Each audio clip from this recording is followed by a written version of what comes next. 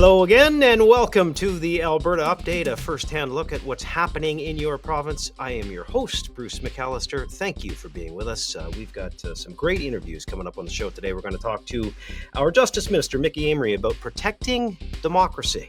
We'll also have our Energy and Minerals Minister, Brian Jean, pop by. We're going to talk about the federal election results and what that means for the energy sector potentially in Alberta. That and much more ahead. But first, as we always try to on the top of the program, we welcome in the Premier and say good day to her, who is one of the busiest people in politics. Good day, Premier. Hello, Bruce. So the federal election is behind us. Canadians chose a Liberal government and a minority, I should say, a minority Liberal government that doesn't reflect the political preference here in Alberta, of course. Having said that, a lot of Albertans are frustrated. Premier, what's your message after that election? Well, I'm disappointed. I think it was no surprise that I thought that the Conservatives were better aligned with the objectives of Alberta. I think people are feeling frustrated. I think they're feeling a bit hurt and betrayed that the rest of the country didn't quite see it the way that we did, considering we've had 10 years of terrible policy that have really impacted the ability of our province to attract investment, develop our resources, and get our product to market. And so what I'm going to do is keep an open mind. The new Prime Minister did sign an agreement with all of the provinces just prior to the election, committing to having economic corridors, including oil and gas pipelines, to get our product to market. The problem is that he also said he was going to keep all those terrible pieces of legislation that would continue to dampen the investment climate. So I have 9 things that we believe need to be repealed or revised in order to reset the relationship with Alberta. And I look forward to having a conversation with him very soon so that we can see how far the new government is going to go to address those grievances. All right. Listen, I may ask you to touch on some of them. I know you've spoken about them many, many times, but let me do this in sort of a two-parter, if you'd indulge me. Calls for separation, they came out immediately for many Albertans that were unhappy with the election results. Others say, look, we don't want to separate from Canada. We just want to get a better deal from Ottawa. So how do we go about doing that? And so I guess the question becomes to you, do you have any indication that this government, this Prime Minister, will be any different than the last one? No, I don't know, frankly. I think that I think I have to do my part to try to see if there's some ability to address the issues that we put on the table. And I think that the immediate reaction that we're seeing from the public and some of the polls that we've seen in the past, particularly one done by Angus Reid, it shows that the frustration with the federal government is strong here, is strong in Saskatchewan, is strong in Quebec. And so it's not just Alberta that has grievances and wants the government, the federal government, to honor the Constitution and to treat us as we're meant to be. We're meant to be equal partners in Confederation. We're meant to have our own exclusive areas of jurisdiction. We're not junior partners in this agreement. And so if we can reset that relationship, then we might be able to address some of those grievances and bring the temperature down. But I fully understand how Albertans are feeling. It's the way Canadians felt. Canadians felt like they had a partner in the United States. And then when we saw that we didn't, because of the tariff war that began, people felt hurt and betrayed. Well, we thought we had a partnership with the rest of the country. And the fact that we haven't been able to develop our resources, we haven't been able to build pipelines to the East Coast in particular. We've seen $170 billion worth of investment that has been quashed. That is what has left Albertans feeling hurt and betrayed. And I think everybody had hoped that we'd be able to turn over a new leaf. We may yet, but at the moment, the initial reaction is the one of disappointment.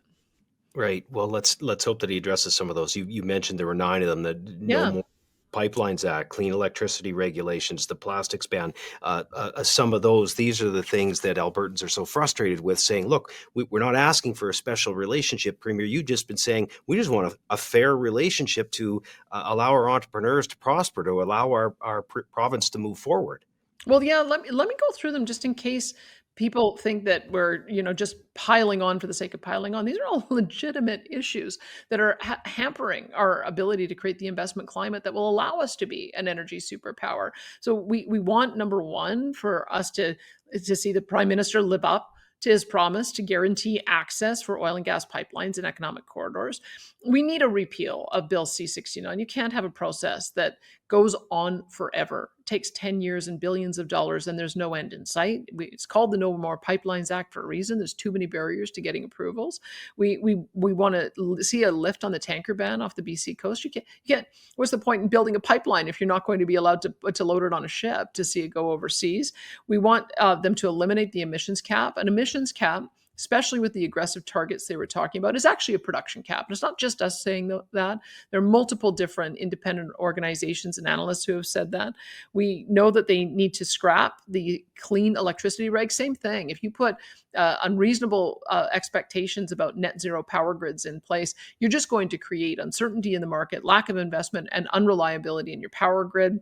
We want to make sure that they're ending the prohibition on the use of plastics. They want to phase out single-use plastics, and which is absurd. We've got an investment in Dow Chemical that the federal governments are partners in creating net zero plastics, and yet they also have this declaration of plastics as toxic, which we've already won in court. Makes no sense. We need them to abandon the net zero car mandate. This is an issue that is of some urgency, because in Alberta, we're supposed to be buying 20% of our cars are supposed to be net zero vehicles by January 1st. There just isn't the production capacity right now. It just means people are going to have to queue up in order to be able to buy cars. It makes no sense. We want to make sure that we retain the oversight on the industrial carbon tax. We've had carbon pricing since 2007. Our system's working well. The industry supports it. There's no reason for the federal governments to intervene.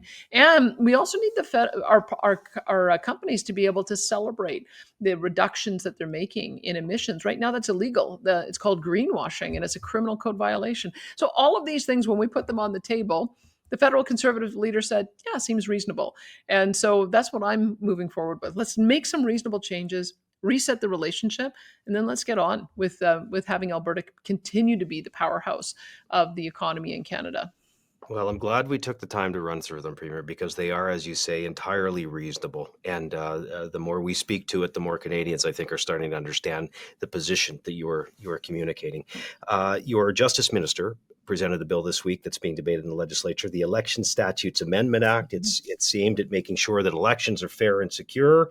Voting machines are taboo. Tabulators will be gone. It also changes the rules on recall and referendum. Can you explain to us why this bill was necessary? Well, there's a couple of things. I mean, we had heard from our consultation that the limitations on citizen action were just a little bit too high. You have to have a petition campaign started. And we saw as well, particularly with some of the recall campaigns that happened at the municipal level, the levels were so high as to be unachievable. So we had to make a bit of a change to that. Same thing when we were looking around the world about how other jurisdictions set their petitions for citizen initiative on referenda issues. If you look at California, this is not a right-wing bastion. It's actually quite a left-wing jurisdiction. They have more citizen-led propositions than virtually anyone. They do about 10 a year. And they have a rate that's no higher than 8% of people being able to sign on. We just trust people. We trust that if there's an issue that they care about and they have enough of their citizens who agree, put it to the people and let the people decide. Sometimes you get yes, sometimes you get no, but we felt it was important to make those changes. You were in Asia last week. One more question for you. Is there a business case for Alberta's oil and gas? You know, we have such a case for expanding our markets to Asia. I'm still, it's breathtaking, actually, when you go and visit the region and you realize how close it is. So first of all, we've got direct flights from WestJet from between Tokyo and Calgary, and direct flights as well between Seoul and Calgary that allow you to get there in 9 hours. So that's one thing. So it makes the business and tourism traffic, it makes the case for that right away. But then on top of that, we also have the Port of Prince Rupert and the Port of Vancouver. And both of those ports can get to Asia faster than anywhere else in the world. You can get to both of those major centers within 8 to 15 days. The third thing is the Trans Mountain Pipeline. There are already 4 Korean refineries, as well as a Japanese refinery, that have received shipments of oil from Trans Mountain. And those that are purposed for heavy oil love it and want more of it. And again, that's an 8-day delivery. And then finally, with LNG Canada opening up, the Korean gas company and a Japanese gas company, Mitsubishi, own 15% stakes in that. And I can tell you, I think they wish they owned double that amount. So they can't wait to start the conversation about LNG Canada, LNG2, the second phase of that. And one of the things that I say puts us at such an advantage over the Americans is right now the Americans don't have that same kind of resource on their west coast. They don't have pipelines going to their west coast. So everything has to come from the Gulf Coast, go the long way around, and it takes 55 days. We have a real advantage if we could just get our act together and get moving on developing these corridors, building some more pipelines. We have the ability to sell to Asia anything they need, anything that can be transported by rail, by ship, by pipeline. We have the ability to do it, and I think we should seize that opportunity. Oh, Premier, such a case for our resources. Listen, best of luck in your communications with the new Prime Minister in the days and weeks ahead. Appreciate you joining us today. Thanks, Bruce. Well, as the Premier just talked about, fair and free elections are critical. They are crucial in a democracy. This week, the Minister joining us now tabled legislation to ensure that continues to happen in Alberta and strengthen the rules, frankly. There is Justice Minister Mickey Amery. Good day, Minister. A good day to you too as well, Bruce. Well, the Premier touched on it, but I want to ask you a little bit more in depth about it. The proposed Election Statutes Amendment Act would make Alberta's elections and other democratic processes like recall, etc., more open, secure, and accessible. Can you tell us how this bill is going to strengthen Alberta elections? Absolutely. It's a very exciting bill. We introduced this bill to protect democracy, to deliver fair and open elections, and also to restore confidence in every single vote cast. Albertans expect free and fair elections, and that's what we're doing. That's what this government is doing in strengthening our election laws. We're reviewing and updating democratic process legislation, and that's part of my mandate. It's part of my mandate to ensure that elections across the province, whether they're provincial, municipal, or Senate, deliver the results that Albertans can trust. And so, Bruce, these changes will expand opportunities for Albertans to participate directly in democracy, including by improving our recall and our citizen initiative processes. Okay, tell us more about that. How will that work? Yeah, most certainly. Bill 54 does a number of things. It expands the use of special ballots to make it easier to vote. It expands the list of ways that people who are eligible can prove that they're eligible by providing their proof of address and satisfying Elections Alberta officials that they're eligible to vote. We're making it easier for Albertans to participate in the democratic process through the Citizen Initiative Act. Now, the Citizen Initiative Act is not new, but lowering the threshold for a successful petition to 10% of the number of eligible voters will make that a more realistic number for Albertans to bring important issues before the rest of the province. We're strengthening direct democracy by making it easier for Albertans to hold MLAs accountable through our recall amendments. This includes changes to the signature threshold and extending the period in which to collect those signatures, which ensures that the process is easier for Albertans to navigate should they want to hold their MLAs accountable through the Recall Act. Excellent. Well explained. Hey, listen, because you are a lawyer, you're a justice minister, I am going to take this opportunity to ask you for some clarity on a couple of legal things. First, the clean electricity regulations. We hear about it all the time. These regulations imposed on us from Ottawa. The Premier's always pushing back on them. We're trying to get the new Prime Minister to address it. But legally speaking, provincial jurisdiction, correct? Like Ottawa has no business with the CER?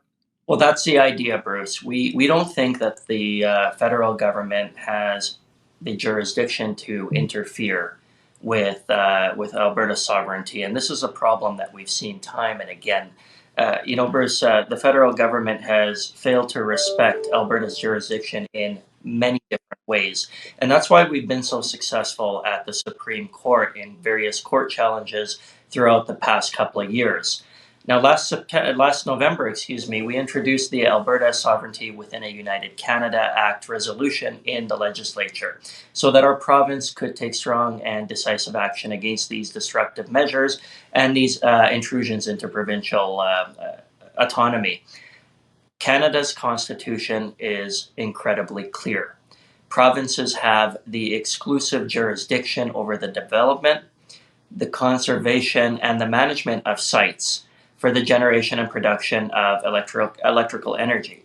This is why we're referring the constitutionality of the federal government's clean energy regulations to the Court of Appeal for Alberta. We want a decision. We want the Alberta Court of Appeal to provide us with direction on the constitutionality of the CER regulations. We know that we don't think that they're constitutional. We think they're highly inappropriate and destructive to our province, and we want the Court of Appeal to weigh in on it. Excellent. One more question. That's the legal explanation. We need that, of course. But for people watching and, most Albertans, look, we just want to have affordable, reliable electricity. And this is going to impact our ability to have that. Can you explain, I guess, how that ties into the reason that we're fighting this? Well, look, Bruce, at the end of the day, this government works for Albertans, and we all live in this great province. We want to see it succeed. We want to see it thrive. The fact of the matter is that the cost would increase by $30 billion if these clean energy regulations were imposed. It would raise electricity prices by 35% for hardworking Albertans. Those are the families that we represent. Those are the families that we deal with every single day, Bruce. And we know that this is inherently wrong. For Alberta families, it means hundreds more on their electricity bill each year. For Alberta businesses, which are really the economic engine of our province, it would mean thousands of dollars in extra electricity costs.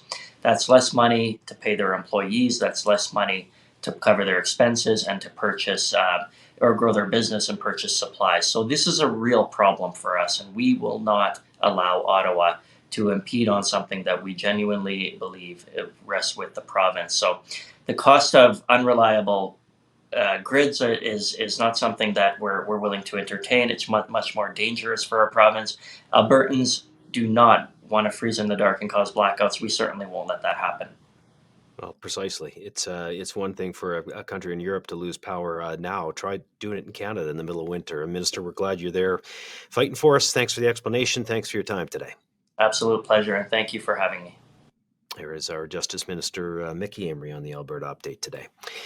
Well, we want to take a moment and speak about the heartbreaking tragedy that occurred in Vancouver at the Lapu Lapu Festival. You have no doubt heard of it. It was meant to be a joyful celebration of the Filipino community, but it ended in sorrow. Well, on Monday, the member of the legislature, Jackie Lovely, she gave a very emotional member's statement on this senseless tragedy, and we wanted to share it with you. Mr. Speaker, I rise today to express my deepest sorrow and condemnation in response to the tragic events that took place at the Lapu Lapu Festival in Vancouver this past weekend. What should have been a joyful celebration of Filipino culture and heritage ended in the unthinkable act of violence that has left families shattered, communities grieving, and our nation in mourning. The Filipino-Canadian community is known across Alberta and Canada for its kindness, resilience, and remarkable contributions to our society.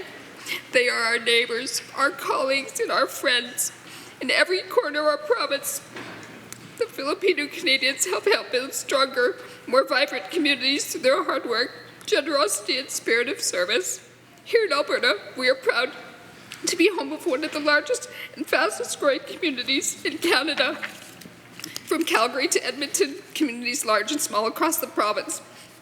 Filipino Albertans strengthen our social fabric, enrich our culture, and contribute to every aspect of our society. In business, in healthcare, in education, and public service, their impact is profound and invaluable. What happened in Vancouver is incomprehensible. It is unthinkable that such violence could occur at an event meant to celebrate unity, culture, and community pride. Our hearts are heavy with sorrow for the victims, their loved ones, and all who were impacted by the senseless attack. Albertans stand in unwavering solidarity. Vancouver's Filipino community and Filipino Canadians across the country, we grieve with you. We pray for the recovery of the injured, for the comfort of those who mourn, and for justice to be served. Mr. Speaker, on behalf of all members of this Assembly, I extend our deepest condolences to the family affected, our steadfast support to the Filipino community, May the victims be remembered, their survivors find healing, and may we all honor their memory by standing together in unity, peace, and strength. Thank you, Mr. Speaker.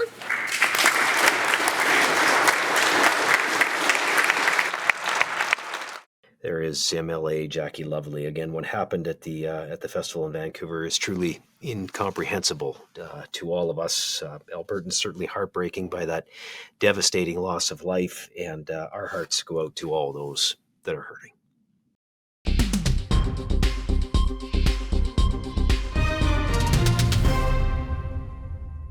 Earlier this week, Canadians elected another Liberal government, this time under Prime Minister Mark Carney. Of course, we talked about that with the Premier earlier. After a decade of Liberal government, landlocking resources, threatening energy workers, and driving away investment in this province, they were elected again.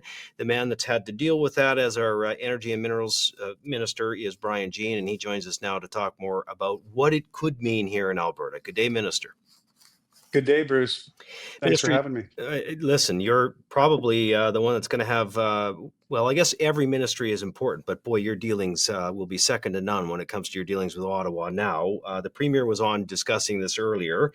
So I guess I'll ask you, as the minister responsible for energy in Alberta, how are you preparing to respond to what's coming out of Ottawa? Is it a wait and see, or what are your thoughts after the election? Well, Bruce, the Premier's doing a great job, and it's no secret that she's asked us to double oil and gas production here in Alberta and make sure oil at least gets to the double ratio that we need to build our economy and be successful. And we're doing just that. We're making sure that Ottawa knows that we are going to take whatever steps necessary in order to continue to grow jobs and grow the economy in Alberta. And that means growing our natural resources sector. We do it better than anybody else on the planet with better benefits to the people. And we're not going to make excuses for it. We need more Alberta energy to the world because it's better for Alberta, it's better for Canada, and it's better for the world. Hey, a lot of the policies that the Liberal government has now, they may change. We're all holding out hope that maybe they'll change under Prime Minister Carney, that he'll see the error in the ways there for the Liberals here in Alberta. That said, what we've got clean electricity regulations, the emissions cap, the net zero vehicle mandate, the No More Pipelines Act. It goes on and on and on. How will you, Minister, I guess you'll be reaching out to your colleagues and trying to set a different tone. I can assume that'll happen over the next few weeks, will it? Well, I'm cautiously optimistic about the federal Liberals, but the truth is, I've seen 10 years so far of, quite frankly, a mess. They've put a number of things in front of our energy sector that are just anti-growth and anti-prosperity and anti-Alberta and Saskatchewan. To be honest, a lot of us are feeling the pinch, and they make it non-competitive for our industries to be successful. And so the Premier has made it very clear, a list of demands on what we want to see, and our expectation that they will follow through with it. They've given us the messaging, um, climate, climate, climate now for 20 years. It's time to change the narrative and talk about build pipelines, build success, build families, and build communities right here in Alberta, Saskatchewan, and Western Canada. And doing that will mean that we will make the people very happy indeed that we serve. And that's what it's all about. Minister, I want to throw a couple things at you that only you can answer. Fort McMurray. How are things up there? I assume the economy is going well on the oil and gas front. What is the general mood of your constituents, your friends, your neighbors after an election, and how are they viewing things?